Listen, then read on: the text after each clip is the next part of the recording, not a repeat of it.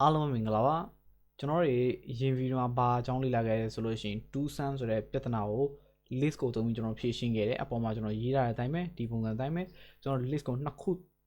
for loop နှစ်ခုသုံးပြီးတော့ကျွန်တော်တို့ဒီ list ထဲမှာရှိနေတဲ့ဥစ္စာကိုကျွန်တော်တို့လိုချင်တဲ့ result ကိုရအောင်ယူခဲ့တယ်ဒါပေမဲ့ကျွန်တော်နောက်ဆုံးမှပြောခဲ့တဲ့ list ကိုနှစ်ခုသုံးတဲ့ဥစ္စာက list နှစ်ခုသုံးတာမဟုတ် sorry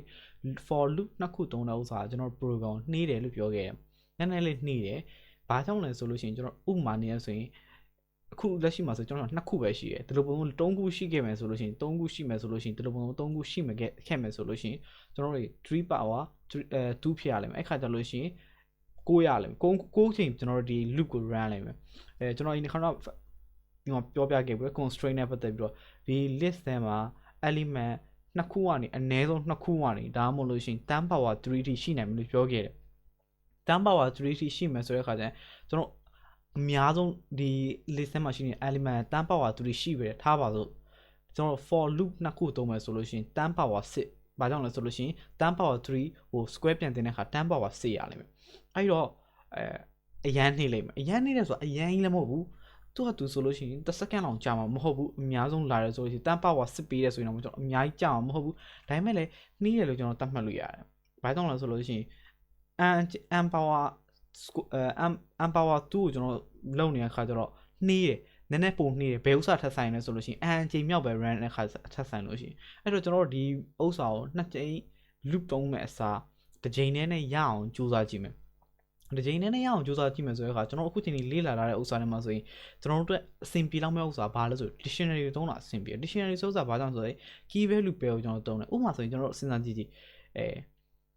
ကျွန်တော်load တစ်ခုလုံးဒီ load တစ်ခုမဟုတ်ဘူးကျွန်တော်အရင်ခါတော့သူမှာပေးထားတဲ့ example ဥစ္စာကျွန်တော်ပြန်ယူကြအောင်ဒါတွေကိုကျွန်တော်ဒီနောက်မှာရေးလိုက်ဟုတ်လားကျွန်တော်အောက်မှာဒီကျွန်တော်ဘာ key တွေသုံးလဲဆိုတော့ဥစ္စာကိုပေါ်အောင်လုပ်ပေးထားတယ်ကျွန်တော်သုံးတဲ့ဥစ္စာကိုသိကျင်တယ်ဆိုလို့ရှိရင်ဒီအောက်မှာ key လေးတွေရှိတယ်အဲ့ဒါလေးကိုချက်ကြည့်ပြီးတော့ဘာသုံးလဲဆိုတော့လေ့လာလို့ရအောင်လုပ်ပေးထားပါတယ်ဟုတ်ပြီချက်ကြည့်ပါတကယ်လို့ကျွန်တော် shortcut key ပါညာသုံးလဲဆိုလို့ရှိရင် okay ကျွန်တော်271150ဆိုတဲ့ဥစ္စာလေးကျွန်တော်ဒီမှာလက်ထက်မှာရှိတယ်အရင်ခါမှဆိုကျွန်တော်ဘယ်လိုလုပ်လဲဆိုလို့ရှိရင်စာရွက်တစ်ကြောင်းမှာရေးတယ်ဆိုပြီးတော့ထားစာရွက်တစ်ကြောင်းမှာရေးတယ်ဆိုတဲ့ခါကျရင်ဘယ်လိုသဘောထားလဲဆိုလို့ရှိရင်လက်ညှိုးနှစ်ချောင်းယူပြီးအပေါ်တစ်ချောင်းအောက်တစ်ချောင်းမှာထားပါလို့ရှိရင်ကျွန်တော်ဘယ်ဘက်ကိုတိုးပြီးတော့ကျွန်တော်တွေတွားလိုက်မယ်အခုချိန်မှာအဲ့လိုမျိုးမစင်စားဘဲနဲ့ဘာလဲဆိုရင်ကျွန်တော်လက်ညှိုးတစ်ချောင်းနဲ့မဲ့တုံးစာရွက်တစ်မှာတစ်ချိန်ပဲရေးပိုက်ဆိုလို့ရှိရင်တငယ်ချင်းတယောက်ရှိရထားပါတော့အဲ့တငယ်ချင်းအရန်ညံကောင်းတယ်ဟုတ်ပြီလားသူ့ကိုကျွန်တော်နှစ်ဆိုတဲ့ဥစ္စာအရင်ဆုံးကျွန်တော်စဖတ်တဲ့ခါကျလို့ရှိရင်ဘယ်ဘက်ကနေစဖတ်မှာလဲကျွန်တော် loop တစ်ခုသုံးနေအောင်မယ်အဲ့ခါဘယ်ဘက်ကနေစဖတ်တဲ့ခါကျနှစ်ကိုကျွန်တော်စပြီးပြောမယ်ဆိုလို့ရှိရင်အဲ့တငယ်ချင်းကိုလှမ်းပြောမယ်ဟေ့အောင်မင်းနှစ်ဆိုတဲ့ဥစ္စာကတကယ်လို့ငါနှစ်လို့ပြောရင်မင်းက index က1ဆိုပြီးကျွန်တော်index က0ဆိုပြီးပြောလို့ပြောမယ်ဟုတ်ပြီလားအဲ့ခါကျလို့ရှိရင်အခုကျွန်တော်ပြန်စဉ်းစားကြည့်နော်အခုကျွန်တော်သူတငယ်ချင်းကိုကျွန်တော်ပြောလိုက်ပြီဟေ့အောင်နှစ်ဆိုရင်ငါ့ကို3ညလို့ပြောပြီးသွားပြီဆိုရင်ကျွန်တော်အခုလောမောဥစ္စာဘာလဲဆိုရင် target ကဘာလဲဆိုကျွန်တော်တို့ဆို9လို့ပြီးတာဟုတ်မှာဒီမှာဆိုလို့ရှိရင်ကျွန်တော်အကိုလိုချင်တာအဲ့တော့ဒုတိယမြောက်ဥစ္စာကိုတွားတဲ့ခါကျရင်ဒုတိယမြောက်ဥစ္စာတွားတဲ့ခါကျရင်ဒုတိယမြောက်မှာတွားခင်ကျွန်တော်ပြန်စဉ်းစားအောင်အရင်ဆုံးနှစ်ကိုကျွန်တော် store လုပ်လိုက်တာထားပါတကယ်ကြီးကိုကျွန်တော်မှတ်ခိုင်းလိုက်ပြီ तू ကနှစ်ဆိုလို့ရှိရင်တစ်လာမယ်ဆိုတော့ तू သိနေပြီပြီးသွားပြီဆိုကျွန်တော်တကယ်မြောက်ဥစ္စာကိုကိုရဖို့တော့ဆိုရင်ကျွန်တော်တို့ဘာလိုအပ်လဲဆိုလို့ရှိရင်9လိုအပ်တယ်ဟုတ်မှာသူ့ပြောမယ်9ဆိုတဲ့ဥစ္စာရှိလားမင်းမှတ်ထားတဲ့ဟာထဲမှာလက်ရှိသူ့ကိုကျွန်တော်ပြောရတဲ့ဟာပါဆိုနှစ်ပဲတည်ရဲ तू ကokay ငါ့ကျွန်တော်မရှိဘူးတကယ်ကြီးဟုတ်ပြီလားအဲ့ဆို okay ပြီးတော့အဲ့ဆိုကျွန်တော်တို့လက်ထဲမှာ save လုပ်ထားတဲ့ဥစ္စာ key နဲ့ value ကျွန်တော် save လုပ်ထားဥပမာနှစ်ဆိုတဲ့ဥစ္စာ key value က0ဘာကြောင့်လဲဆိုရင်နှစ်ဆိုတဲ့တန်ဖိုးကဒီနှစ်ကဘယ်နေရာမှာရှိရလဲ0မြောက် index မှာရှိတဲ့အတွက်ကြောင့်ကျွန်တော်နှစ်ကို0ဆိုပြီးကျွန်တော်သူ့ save လုပ်ခိုင်းတာဟုတ်လားအဲ့တော့အခုနောက်တစ်ချိန်ထပ်ပြီးသွားမယ်9ကိုရောက်လာပြီဆိုရင်တကယ်ချင်းမိ9ဆိုလို့ရှိရင်ငါ့ကိုတစ်လို့ပြောလိုက်မယ်ဟုတ်ပြီလားအဲ့ခါ तू save လုပ်လိုက်တယ် save လုပ်လိုက်တဲ့ခါကျလို့ရှိရင် okay အဲ့ဆိုကျွန်တော်ဒီမှာ9ကိုရောက်လာတဲ့ခါကျရင်ကျွန်တော်စဉ်းစားမယ်6ရဖို့တော့ဆိုကျွန်တော်တို့ဘာလိုအပ်လဲနှစ်လိုအပ်တယ်သူပြောမယ်မင်းရှိမှနှစ်ရှိသလားဆိုကျွန်တော်လှမ်းမိမယ်အဲ့ကဒီကောင်ကပြောမယ်ရှိတယ်ခုနကငါမှတ်ထားတာ3ညဆိုပြီးမှတ်ထားတယ်အဲ့ဆိုကျွန်တော်လက်ထက်မှာ9ရှိနေတယ်9ကဘယ်လောက်လဲဆိုသူပြန်မေးကြည့်တဲ့ခါတော့ပြောမယ်1 okay အဲ့ဆို3ညနဲ့1ကျွန်တော်ရပါပြီအဖြစ်အဲ့ဒါပဲကျွန်တော်နောက်ပိုင်းကဟာတွေဆက်သွားကြမလို့ကျွန်တော် loop ဆိုလို့ရှိရင်တစ်ချိန်နဲ့ပြီးသွားပြီ okay ကျွန်တော်နောက်တစ်ဆင့်ထပ်တော့အောင်ဒီဥစ္စာဆိုလို့အရှိဆုံးမှာ2ခုရှိနေတော့ကျွန်တော်တို့မြန်နေတာဒီ9ကိုကျွန်တော်နောက်ဆုံးမှာထားလိုက်မယ်ဆိုလို့ရှိရင်ရောဟုတ်ပြီအခုကျွန်တော်2ကိုစလာတယ် နှစ်ကိုဆက်လာတဲ့ခါကျသူ့အရင်မှတ်ခိုင်းလိုက်မယ်နှစ်က3ညဆိုရင်မှတ်ခိုင်းမယ်ပြီးွားရင်9လိုအပ်တယ်ကျွန်တော်9ရှိလားလို့သူမေးမယ်မရှိဘူးဟုတ်တယ်မမရှိဘူးဆိုတဲ့ခါကျလို့ရှိရင် okay မလိုအပ်ဘူးအခု7ကိုလာတဲ့ခါကျသူ save လုပ်ရမယ်7ဆိုရင်ငါ့ကို1လို့ပြောလိုက်မယ်နောက်ကကျွန်တော်တို့ခိုးလိုချင်တဲ့ဆိုကြောင့်မို့ကျွန်တော်တို့လက်ထဲမှာဘာရှိဖို့လိုအပ်လဲဘာရှိဖို့လိုအပ်လဲဆိုတော့ကျွန်တော် -2 ရှိဖို့လိုအပ်တယ်ဟုတ်မလားအဲ့တော့တို့လှမ်းမယ်မင်းလက်ထဲမှာ -2 ရှိလားဆိုကျွန်တော်မေးမယ် okay မရှိဘူးဆိုတဲ့ခါ okay ပြီးတော့ထားလိုက်ပြီးသွားပြီဆိုနောက်ထပ်15အောင်သွားမယ်15အောင်သွားတဲ့ခါကျလို့ရှိရင် okay ဟဲ့15ဆိုလို့ရှိရင်နှစ်လို့ပြောမှတ်တာဟုတ်ပြီလားအဲ့လိုပြောလိုက်တဲ့ခါကျတော့ okay နောက်ပါလို့ရှိရင်မင်းလက်ထဲမှာ -6 များရှိမလားအနှုတ်6များရှိမလားဆိုတော့မေးမယ်မရှိဘူးငါလက်ထဲမှာ okay အဲ့ဆိုလို့ရှိရင်ပြီးတော့9ကိုရောက်လာတဲ့ခါဘာလုပ်မလဲ9ကိုမှတ်ခိုင်းလိုက်ဆို9ဆိုလို့ရှိရင်3ဟုတ်ပြီလားမင်းလက်ထဲမှာ2ရှိသလားဆိုမေးမယ်2က okay ရှိတယ်ငါလက်ထဲမှာ2ရှိတယ်အဲ့ဒါ3ညဆိုရင် okay ကျွန်တော်လက်ထဲမှာ9ကဘယ်လောက်လဲဆိုတော့သိနေတယ်2ကဘယ်လောက်မလဲဆိုတော့ကျွန်တော်သိသွားပြီအဲ့တော့အဖြစ်တန်းရသွားပြီအဲ့လိုပုံစံကျွန်တော်လောက်အောင်ဘာကြောင့်ဆိုတော့ကျွန်တော်တို့ save လုပ်တယ် save လုပ်သွားလို့ရှိရင် key အနေနဲ့ save လုပ်တယ်ကျွန်တော်တန်ဖိုးကိုပေးတယ်2ကိုပေးတယ်ပြီးသွားလို့ရှိရင်9ကိုပေးတယ်အဲ့လိုပုံစံနဲ့ save လုပ်သွားတယ်ဒါပေမဲ့ပြဿနာကဘာလို့ဆိုရင်ကျွန်တော် save လုပ်တဲ့အချိန်ကအစင်ချဖို့လိုတယ်ဥပမာဆိုရင်ကျွန်တော်33လာတယ်လို့တဘောထားအောင်33ရှိနေဆိုလို့ရှိရင်ကျွန်တော်လက်ထဲမှာအခုကျွန်တော်ခုနကျွန်တော်ပြောခဲ့တဲ့အတိုင်းဆိုလို့ရှိရင်ဘယ်လိုဖြစ်မလဲဆိုကျွန်တော်စဉ်းစားကြည့်အောင်ဟုတ်ပြီလားအခု3ဆိုလာတယ်3လာတဲ့ခါပထမဆုံးစ3လာတဲ့ခါကြာလို့ရှိရင်ကျွန်တော်သူ့ပြောမယ်ဟဲ့3ဆိုလို့ရှိရင်က0ပြောလို့ပြောလိုက်မယ်သူအဲ့ဟာသူသိသွားပြီဟုတ်ပြီအခုကျွန်တော်3ကိုသူမှတ်ထားပါဟုတ်တယ်မလားသူ3ကိုမသိဘူးအဲ့တော့ကျွန်တော်ဒီဥစ္စာ6ရဖို့ဆိုဘာလို့အဲ့လဲနောက်ထပ်3ထပ်လို့အဲ့လဲအဲ့ကသူဟဲ့မင်း3သိလားလို့ကျွန်တော်လှမ်းမိတဲ့ခါကျရင် okay ငါရှိမှရှိတယ်ငါသိတယ်3ညဆိုတော့ငါသိတယ်အဲ့ဆိုလို့ရှိရင်ကျွန်တော်လက်ရှိနေတဲ့နေရာပါ3ညမြောက်မှာအဲ့တော့သူကလည်း3ညကို3ညလို့ပြောတယ်အဲ့3ည2ခုဖြစ်နေတဲ့ခါကျကျွန်တော်အဖြေရသွားပြီလို့ထင်သွားလိမ့်မယ်အဲ့ခါကျလို့တကယ်တမ်းအဖြေကမရဘူးကျွန်တော်ပထမဆုံးနေရာအထိပဲရှိနေတာဟုတ်တယ်မလားအဲ့ခါကျအဖြေကမှားနေလိမ့်မယ်အဲ့ခါကျကျွန်တော်ဘာလို့မလဲဆိုအရင်ဆုံးဘာလို့မလဲဆိုသူ့အရင်မှတ်ခိုင်းတယ်ကျွန်တော်ပြောချင်တဲ့ဥစ္စာအရင်ဆုံးဘာလို့မလဲဆိုလို့ရှိရင်ပထမဆုံး index ကိုရောက်လာပြီဆိုတဲ့ခါကျ3ကိုအဖြေက3ဟုတ်တယ်မလားကျွန်တော်6ကိုလိုချင်တယ်လက်ရှိကျွန်တော်လက်ထဲမှာ3ရှိနေအဲ့ခါ3လိုချင်တဲ့ခါ3ထပ်ရှိလာဆိုသူအရင်မေးရမယ်ရှိလာဆိုသူမေးမယ်မရှိဘူး okay မရှိဘူးဆိုပြီး3ကိုမှတ်ထား3ညဆိုပြီးတော့အဲ့ခါကျပြီးသွားပြီဆိုလို့ရှိရင်ကျွန်တော်3ကိုနောက်ထပ်ဒုတိယမြောက် index ကိုရောက်သွားပြီဒုတိယမြောက် index ရောက်တဲ့ခါကျတော့ချင်းငါ့ထက်မှာ3ရှိနေတယ်နောက်ထပ်3တစ်ခုထွက်လို့တယ်ဘာကြောင့်လဲဆိုတော့6ရဖို့တော့ဆိုလို့ရှိရင်သူ့လှမ်းမိမယ်ဟဲ့မင်းလက်ထက်မှာ3ရှိလားလို့မေးမယ် okay ငါ့လက်ထက်မှာ3ရှိတယ်ခုနလေးငါမှတ်ထားတာ3ညဆိုပြီးမှတ်ထားတယ်ဟာအဲ့ခါကျအခုလက်ရှိက1ကျွန်တော်လက်ရှိနေတဲ့ index ကဘာလို့ဆိုတော့ကျွန်တော်သိတယ်ဘာလို့ဆိုတော့ဒုတိယမြောက်ဥစ္စာမှာရှိနေအဲ့တော့10ဘာလို့ခုနကမှတ်ထားတဲ့ဟာနဲ့အခုလက်ရှိနေဥစ္စာနဲ့အဲ့လိုပုံစံမျိုးဖြစ်သွားမယ်အဲ့တော့ကျွန်တော်ဒါကဘာလို့ဆို dictionary တုံးတာကျွန်တော်ခုနပြောတဲ့ဥစ္စာဘာကိုသဘောတရားဆိုနားမလဲဆိုကျွန်တော်ဒီမှာပြောပြမယ်ခုနကတော့ကျွန်တော်ဆက်ဆောက်ဆုံးဒီကိုရောက်ပြီဆိုကျွန်တော် index ကိုအရင်မှတ်တယ်ဟုတ်ပါနှစ်ကိုအရင်ပေးလိုက်တူကိုတကယ်ရုံအရင်ပေးလိုက်တယ်ဟဲ့မင်းဒီဥစ္စာမှတ်ထားဆိုကျွန်တော်ပေးတယ်ဒီခါကျရင်အဲ့လိုမဟုတ်တော့ဘာကြောင့်လဲဆိုလို့ရှိရင်ဒီလိုမျိုးတုံးလို့ဘာလို့လာတဲ့ခါကျလို့ရှိရင်ပြဿနာဖြစ်လိမ့်မယ်ဘာကြောင့်ဆိုကျွန်တော်အရင်မှတ်ပြီးတော့မှပြန်ရှာတဲ့ခါကျရင်ရှိနေတဲ့ index ပြန်ကျလာလိမ့်မယ်အဲ့တော့ကျွန်တော်ဘာလုပ်ရမလဲဆိုလို့ရှိရင်အရင်ဆုံးကျွန်တော်တွေအဖြူလိုက်ရှာဥပမာဆိုနှစ်ကိုရောက်နေတဲ့အချိန်မှာဆို9ကိုအရင်ရှာ9ကိုရှာလို့ရပြီဆိုတဲ့ခါမှာမရဘူးဆိုတဲ့ခါကျမှအဲ့နှစ်ကိုတငယ်ကျုံပေးပြီးမှတ်ထားဆိုပြီးပြောလိုက်အဲ့လိုလုပ်အောင်ဟုတ်ပြီလာ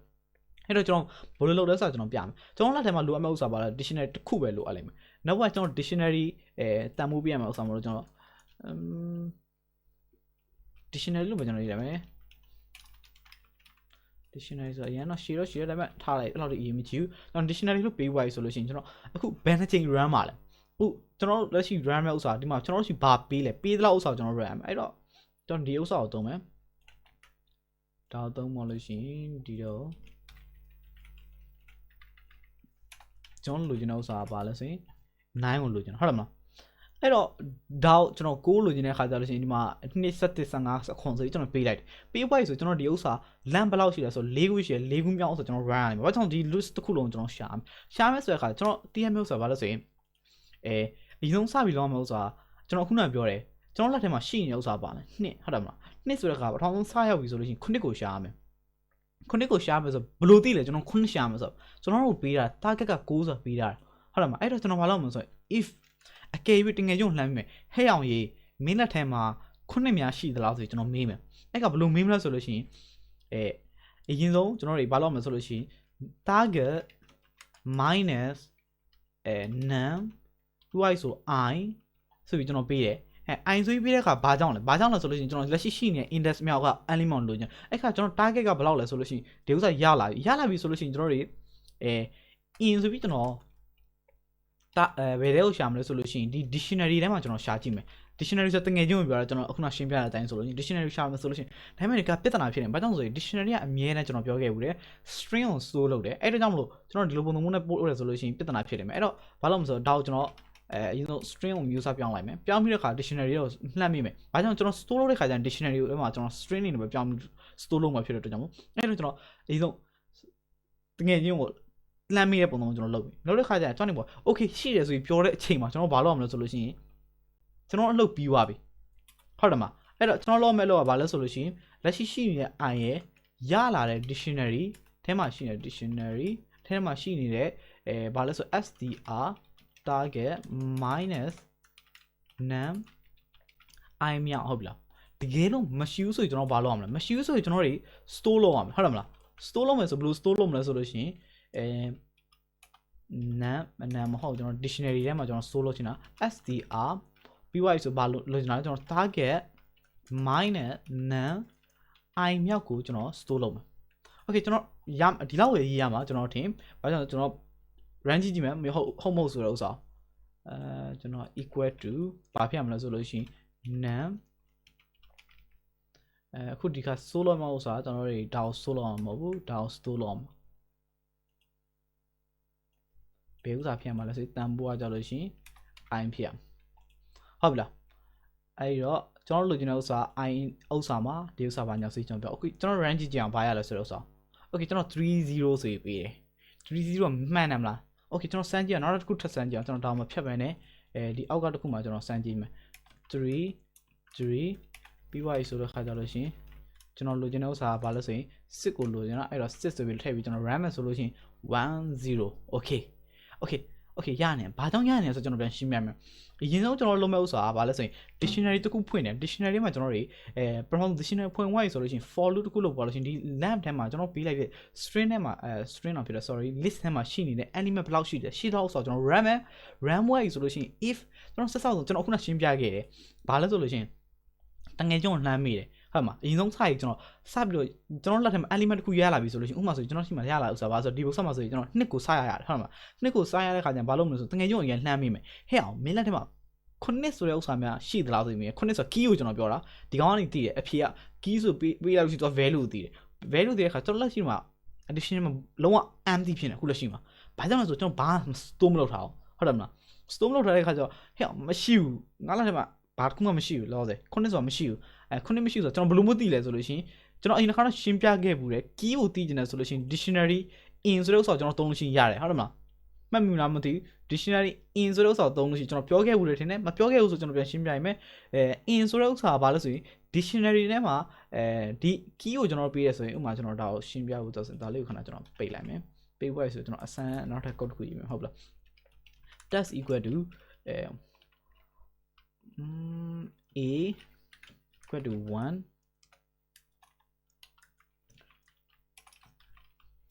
b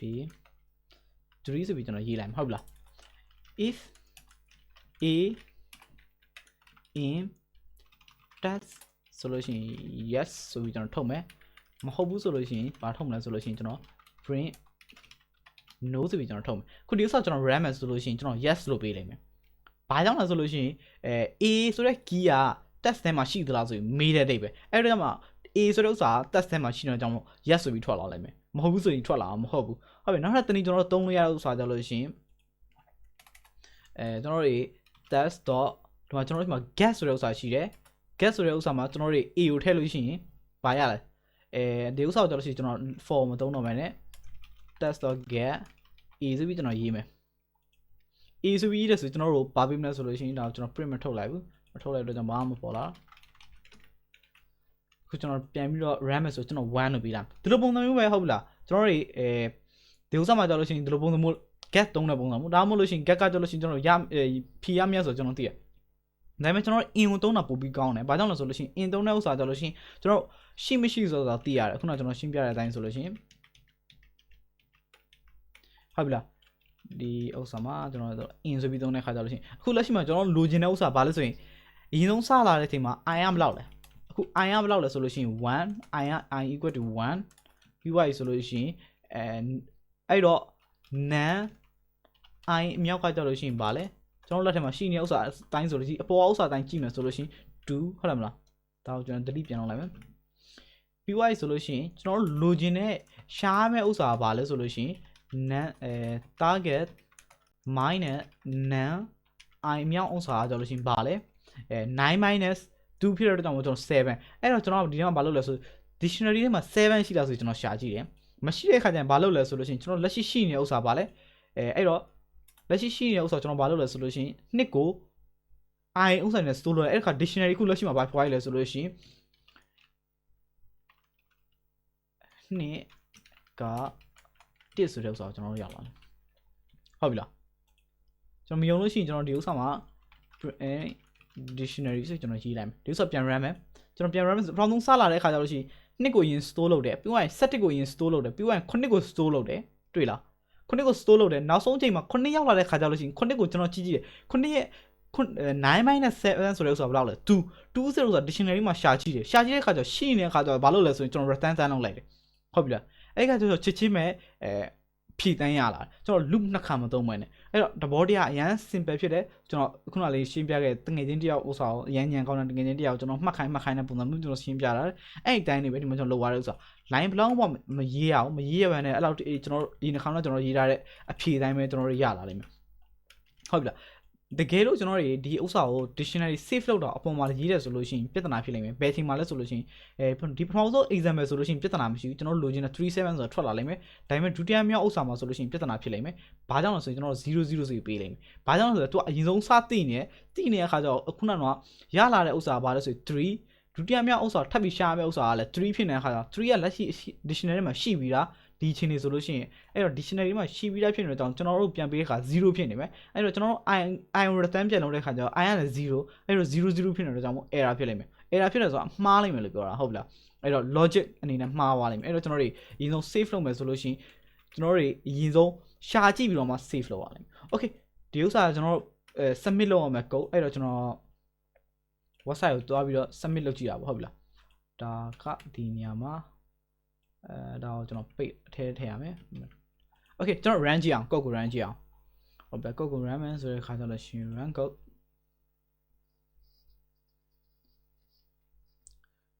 ဆိုတဲ့ခါကျွန်တော် accept ဖြစ်သွားပြီအဲ့တော့ကျွန်တော် submit လုပ်ကြည့်အောင် submit လုပ်မယ်ဆိုလို့ရှိရင်အရင်တစ်ခါတော့ကျွန်တော် run လာလို့ဆိုတော့48 millisecond ဟုတ်ပြီလားအရင်တစ်ခါတော့ကျွန်တော် run လာတဲ့ဥစ္စာမှာဆိုလို့48 millisecond အခုဆိုလို့ရှိရင်ဘယ်လောက်ပဲရှိတော့ဆိုတော့40 millisecond ပဲရှိတော့တယ်ကျွန်တော်ဗာပြောလိုက်ဒီခါတော့မှတ်မိအောင်လားမသိဘူးကျွန်တော်ကြောခဲ့တဲ့ကျွန်တော်69% လားမသိဘူးဟုတ်တယ်မလား69% လောက်ပဲကျွန်တော်မြန်လို့ပြောတယ်အခုဒီပုံစံနဲ့ကျွန်တော် technical လုပ်လိုက်တဲ့ဥစ္စာကြောင့်ဒီပုံစံမျိုးနဲ့လုပ်လိုက်တဲ့ခါကျတော့ဗာပြောရလို့ဆိုလို့96% ဖြစ်သွားတယ်ဟုတ်ပြီလားဒါပေမဲ့ကျွန်တော်တို့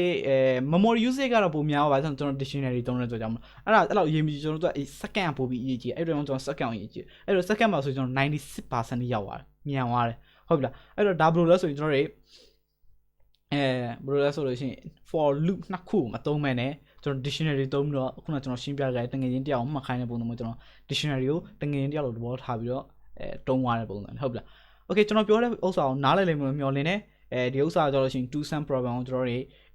loop တစ်ခုတည်းသုံးပြီးတော့ကျွန်တော်တို့ဖြည့်ရှင်းသွားတဲ့ဥစ္စာ